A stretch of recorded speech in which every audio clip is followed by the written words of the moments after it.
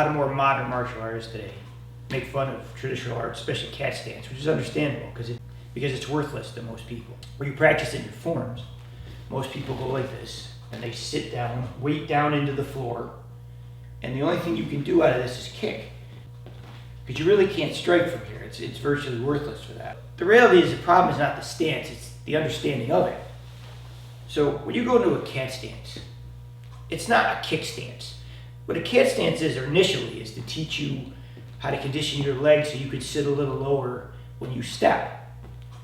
What a cat stance really is good for is after you learn to get your legs conditioned where you can sink, it allows you to step very smoothly with your balance proper.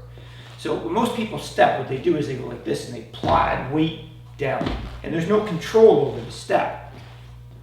But if you allow yourself to sink your weight onto one side and put your foot out and move, what happens is that you can transfer your mass after the foot's down and you have control of it.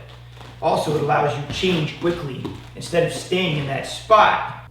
Now, to move in cat stance, you have to understand that they're not all kicks. Sometimes a cat stance is a kick, right?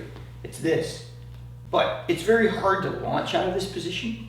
And the reason for that is where your weight is. So if your weight is over your foot and down, you're stuck. But if you come into a cat stance and you center your weight a little forward and you feel yourself not on the heel so much as you roll yourself to the ball of the foot, you can burst out of these positions. So when I go like this, if I load like this and I sit and my foot's here, it allows me to pick up my foot so I come in and shoot. Anytime I pick up my foot, I can burst like this. It's real quick.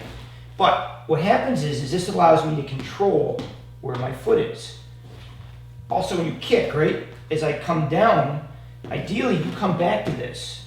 Because if you kick and you fall, you have no control. If I do this and he just kicks my leg, I'm gone. But if I can control my weight as I do this and he kicks it, it's okay. I can continue my work.